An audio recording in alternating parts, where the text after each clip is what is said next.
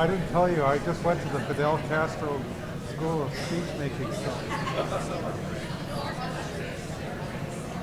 Yeah, well, the guy who introduced Lincoln for his Gettysburg Address spoke for more than an hour.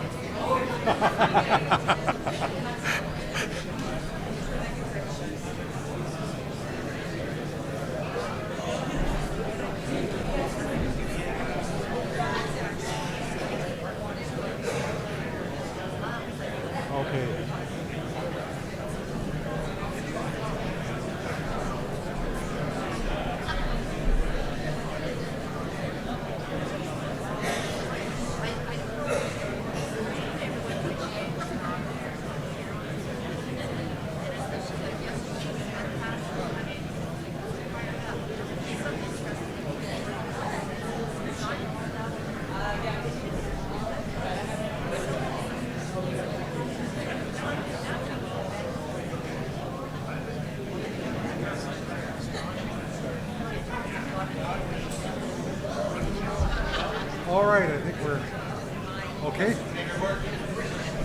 Making it work. Alrighty, I think we're going to get going.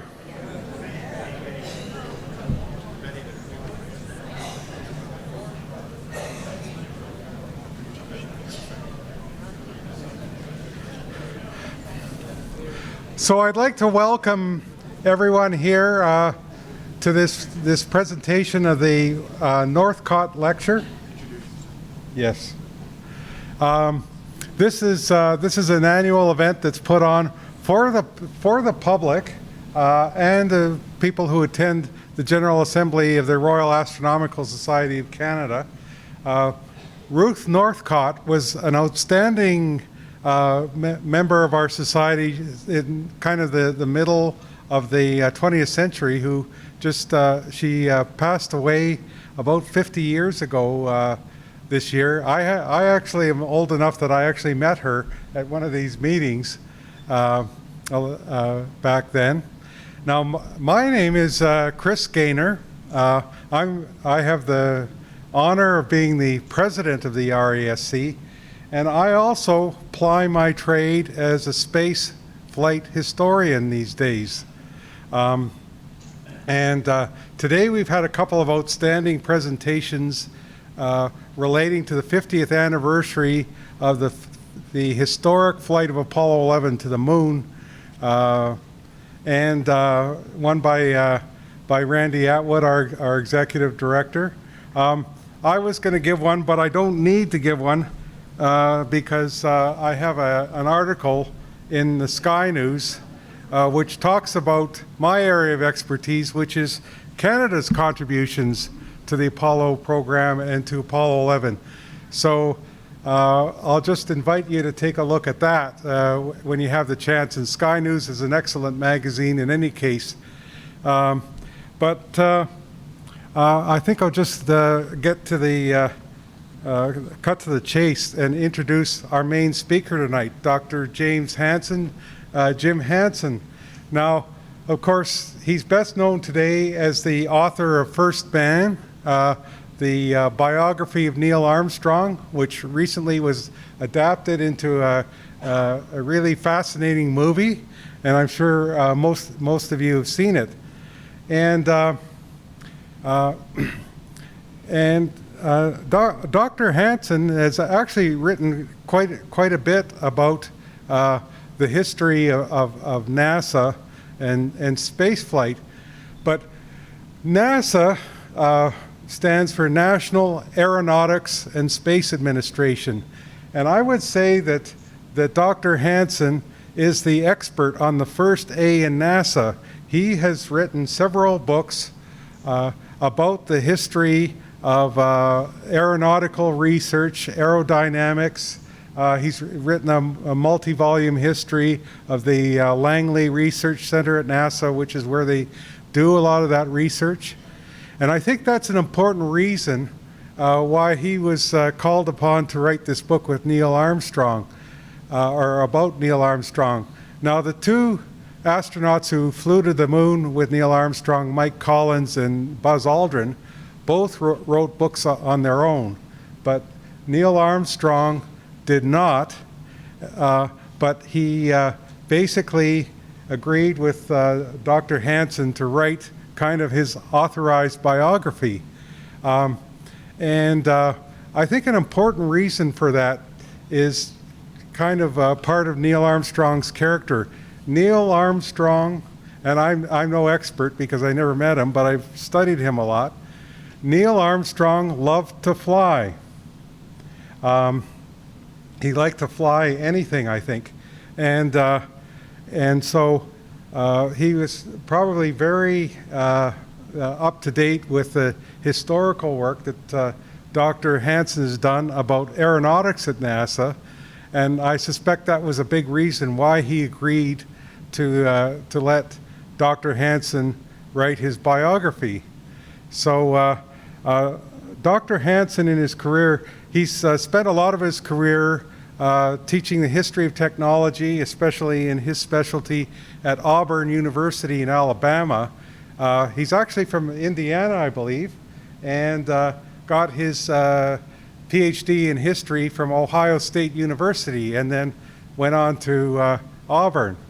So that's a little bit of an introduction to Dr. Hansen. So I'm going to invite him up to the stage, and he will give a talk, and then later on he will be having a discussion with our own Nicole Mortellaro. So off to you.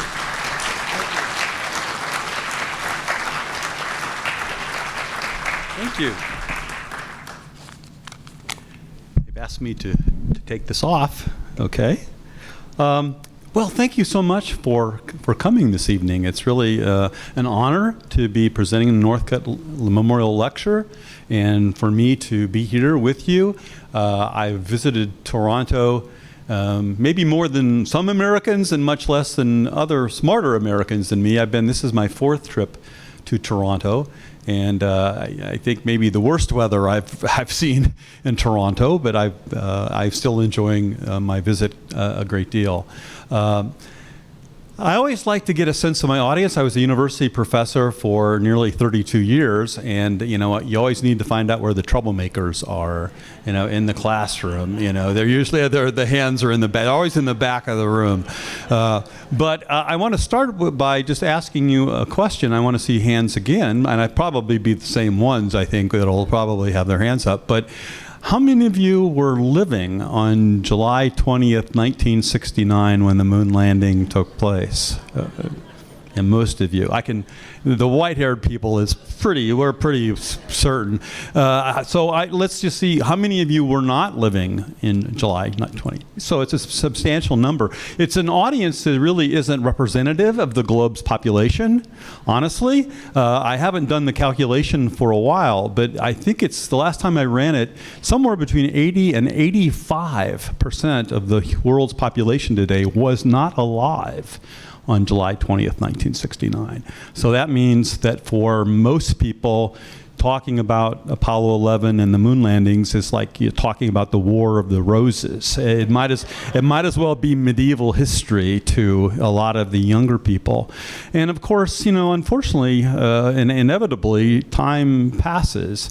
There were 6 successful moon landings.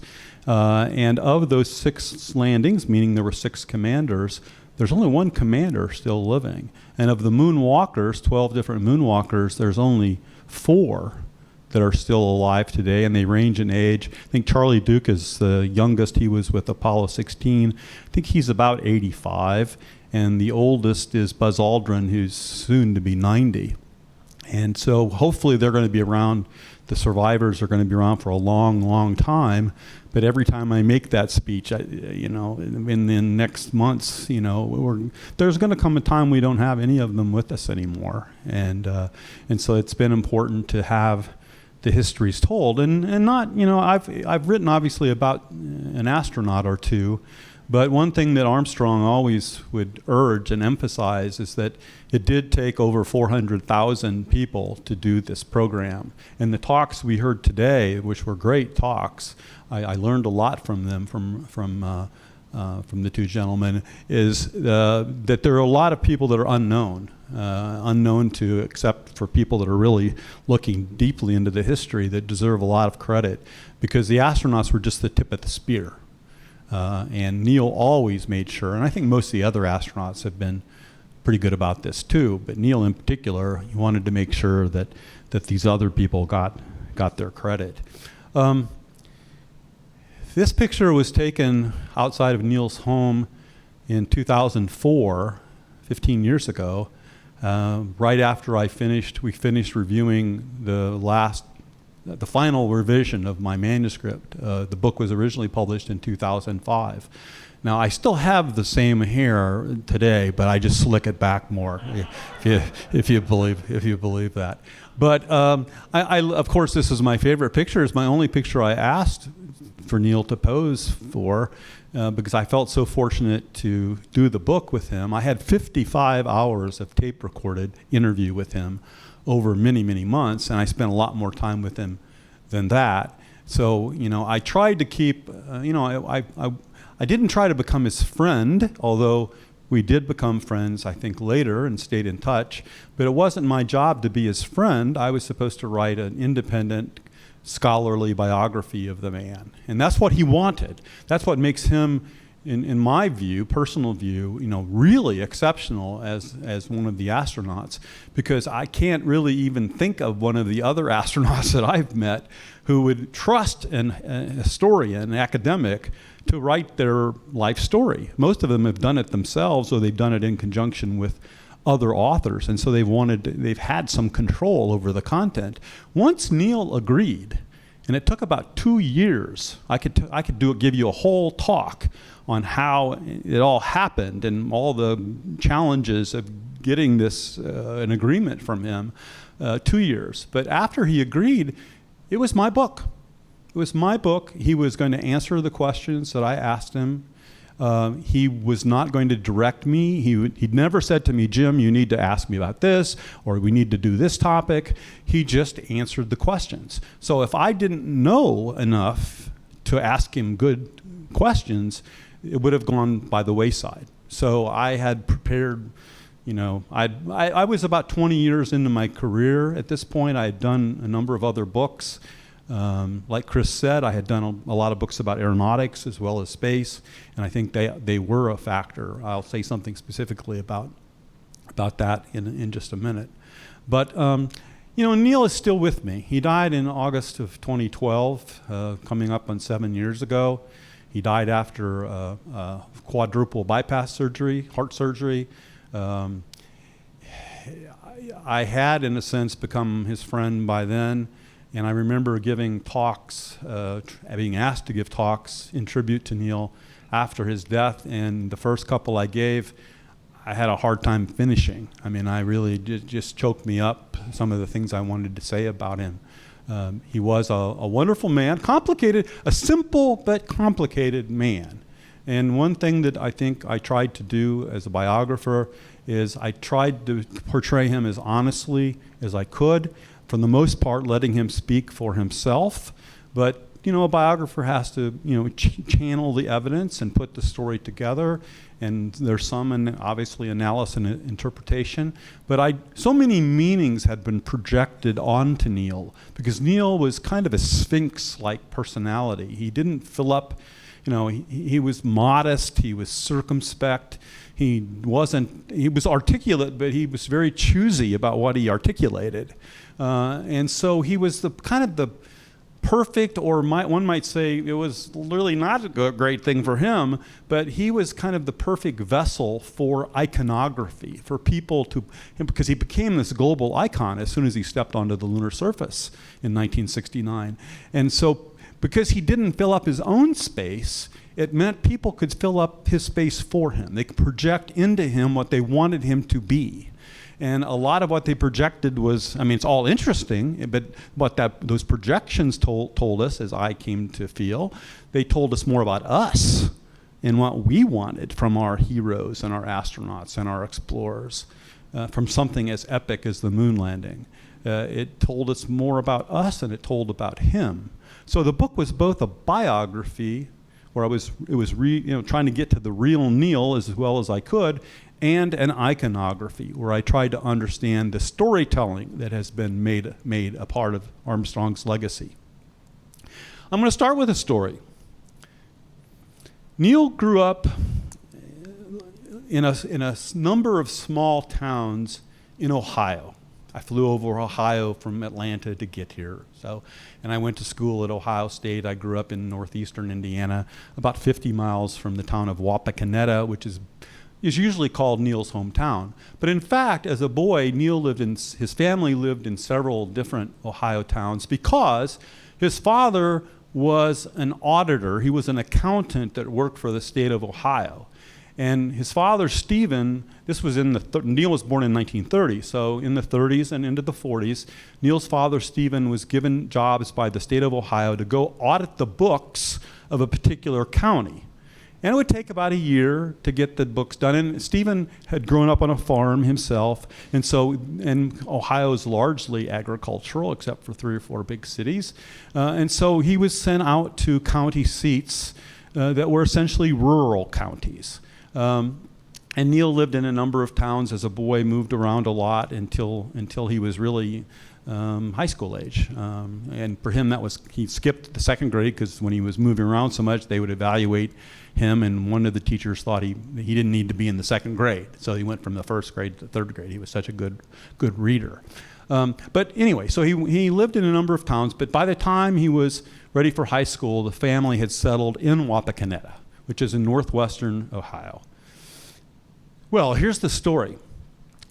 When he was named the commander of Apollo 11, this was in January of 1969, and when it then became known that the commander was going to be the first one to step out onto the lunar surface, and there was some question about whether it was going to be Neil or Buzz, and I can talk about that maybe a little bit later or in our conversations. The press, as you can imagine, all over the world, certainly the American press, but really internationally, they wanted to know, well, who is this Armstrong? We knew he has been an astronaut for a while. He was commander of Gemini 8, but they wanted more. And so the media descended upon this town of Wapakoneta, which was probably 25,000. It's the capital, it's the county seat of Auglaize County. So it wasn't a really small town for rural Ohio, but it was a small town. And so writers descended on Wapakoneta and wanted to interview anybody that could tell them anything, any stories about Neil. You know, high school, people that went to high school with him, teachers, neighbors, anybody. If you got a Neil Armstrong story, we want to hear it. And so lots of feature stories in the spring and summer, early summer of 1969 were written about Neil and who he was, what kind of life had he lived. Well, as a historian, one of the places I went was the Armstrong Museum in Wapakoneta, which didn't have a lot of archival materials, but they did have a great collection of newspaper clippings from the era. And so I remember being down in the bowels of this museum and reading newspaper article after newspaper article. And one Wapakoneta person who got a lot of attention in these stories was a man named Jacob Zint, Z-I-N-T, Jacob Zint. Here you see his house. Jacob Zint was an engineer. He worked for Westinghouse up in Lima, Ohio, which was just up the road to the north, 10, 15 miles from Wapakoneta. He was a bachelor, and he lived in this house. It was about a block and a half from the Armstrong home in Wapakoneta. And Zint told stories to the media about how Neil, as a boy, and here you see Neil in his Boy Scout uniform. Boy Scouts were very important to Neil. A lot of the early astronauts were Boy Scouts. That Zint told the story of how Neil, when he was a boy, his Boy Scout troop came to the house because Zint, and this is my one story about astronomy and a telescope, Zint had built a homemade telescope and an observatory at the top of his home in his attic. And I have never felt the need to really talk too much about the details of the telescope until speaking to you all, and here's the best I can do. It was a homemade 8-inch reflector telescope fashioned from a stovepipe and mounted on roller skate wheels that were put up in the attic. So what happened, according to Zint, was this Boy Scout troop came to his home. He took them up the attic. He lectured to them about how he built the telescope. He gave each one a chance to look through the telescope, and at the end of the evening, there was this little blonde boy who was kind of, it was clear he wanted to ask a question. So, and of course, this was Neil Armstrong, and he came up to Mr. Zint, and he asked if he could come back. And according to Mr. Zint, and there's story after story after story in the newspapers about this, that they came back, and they had these long conversations about the cosmos, about the universe, about the moon. They shared theories and ideas, and that Mr. Zint even told a reporter on the eve of the launch that Neil had sent him a message through a third party that when Neil got to the moon, he was going to test some of the theories that he and Zint had come up with. Well, this was a fascinating story, and I can tell you that it had made it into every children's book about Neil that had been published up to that time, and into some of the adult books as well. This was a really important story about young Neil Armstrong growing up, fascinated with what he was seeing in this telescope and these conversations with Mr. Zint. So in my conversations with Neil, and I took them chronologically, I started with Neil's family life and background and boyhood and took it that way. So I didn't talk to him about the moon for about 30 hours, which was, incredibly fortunate, because if anybody had the good fortune to talk to Neil, they probably had to go right to the moon landing because they didn't know how long they were going to get with him. But so I said to Neil, tell me more about Mr. Zint. This was really fascinating. It seemed like it was a formative influence. Neil looked down at the floor. We sat in a study for all of our interviews, and he said to me, "It's not true." I said, "Well, what's not true?" I said, "I got all these clippings." And he said, "Well, Mr. Zint did invite us to his home. He told us how the telescope was built. He wouldn't let any of us touch it or look through it. And when we left that evening, it was a brief evening, I never saw him again. He never saw me again. I never visited his house." And I said, "Well, how could this be?" And I pulled out one clipping from a folder. Mr. Zint, after the Apollo 11 astronauts came back from their mission, in each of their hometowns, there was a big parade. In Wapakoneta, the Bob Hope, the celebrity entertainer from Ohio, the Purdue marching band, Neil had gone to Purdue, the Golden Girls from Purdue, Governor Rhodes from Ohio. It was a huge, big deal. Mr. Zint got his own open convertible for being a notable contribution to, and I said, "Well, how could this happen, Neil?" And he said, "Well, and he said this literally, he said, "I didn't want to rain on his parade." And the story, I have this story in the book, and it's not to to do any affront to the memory of Mr. Zint. And I have a little story I'll have to tell you in just a second. But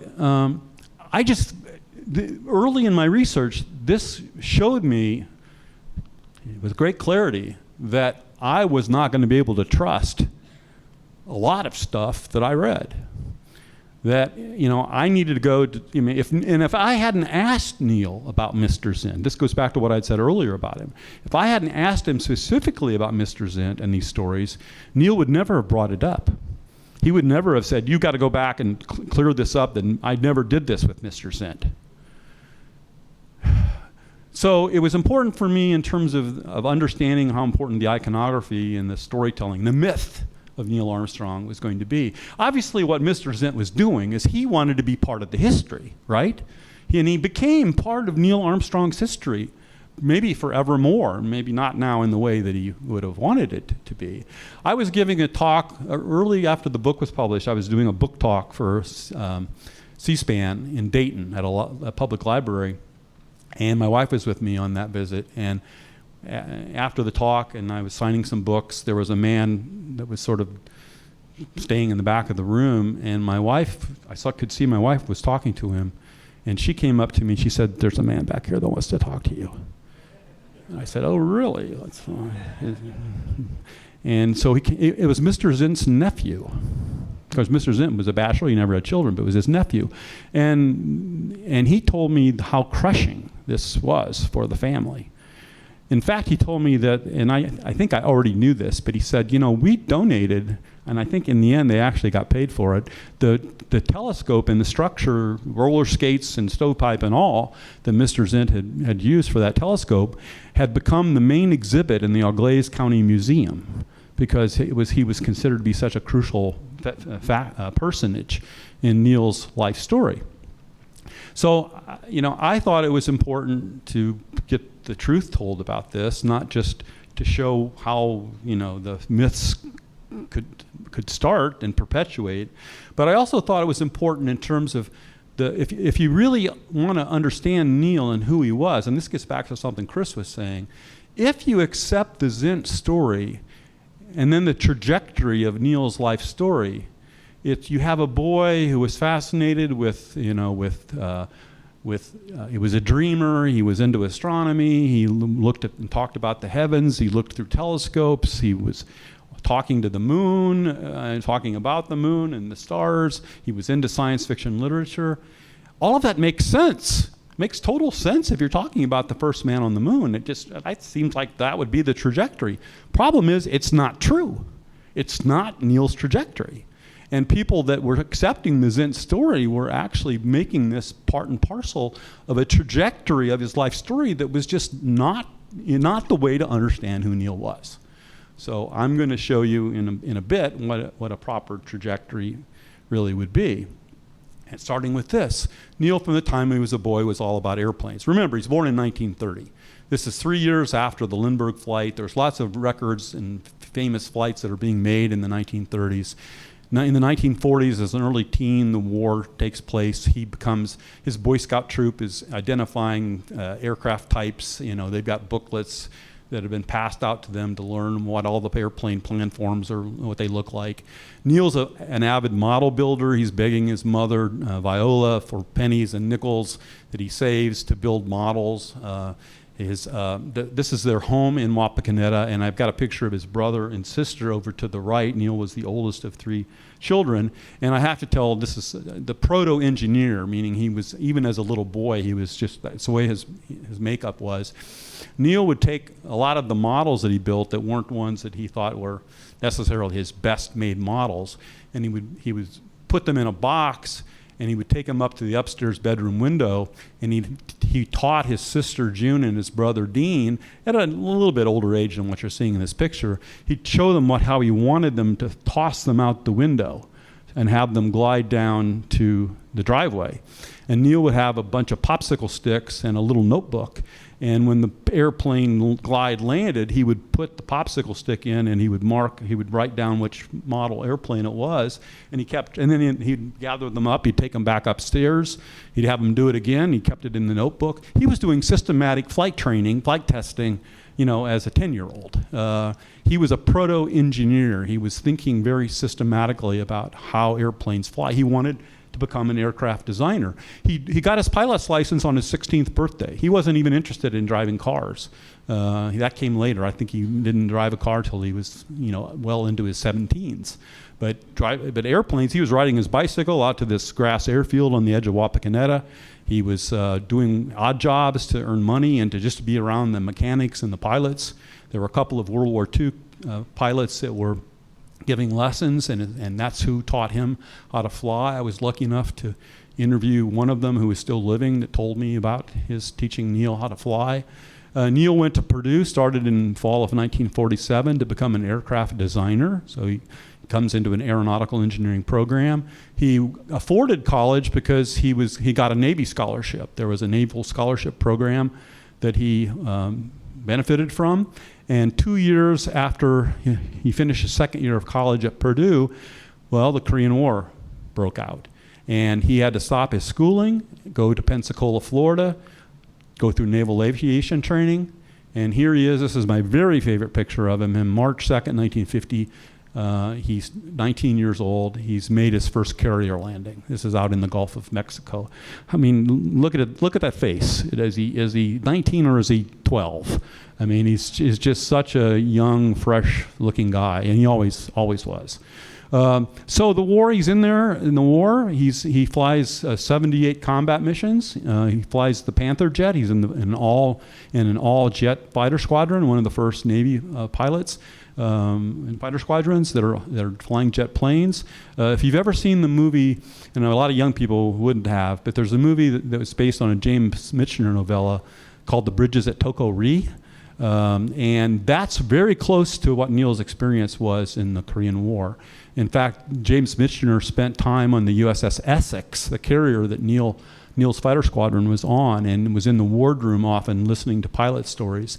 And so that story, there's actually, I wouldn't say there's a character that's supposed to be Neil, but there are characters that are modeled on people that were in Neil's fighter squadron. So if you've never seen, it's got William Holden and Mickey Rooney and Grace Kelly, and I think, is it Frederick March that plays the captain of the ship? It's a wonderful movie, and it captures Neil's experience. 78 combat missions, one of which involved him having about 6 feet of his port wing sheared off by a cable that the North Koreans had strung across a low valley, and Neil was lucky to get the airplane back far enough south where he could eject and be picked up by an advanced Marine base personnel. So after he does his Korean experience, he goes back to Purdue. And he graduates in 1955, and he's decided not to be an aircraft designer per se. He wants to keep flying. And he's learned that there's a way to be an engineer, that real test piloting is done by engineering research pilots. And he goes to work for the National Advisory Committee for Aeronautics, the NACA, which becomes the nucleus for NASA when NASA is established in the year after Sputnik in 1950. Sputnik's 1957. October 1st, 1958. So Neil goes to work one day as an NACA employee, and the next day, he comes home as an NACA employee. The next day he goes to work, he's a NASA person. That's what all of them from NACA did. He started actually in Cleveland. He was a test pilot for a few months in Cleveland, basically flying up above Lake Erie into the ice clouds and doing icing research. It sounds like a crazy thing, going up and looking for ice to load down your airplane structure, but that's what they were doing.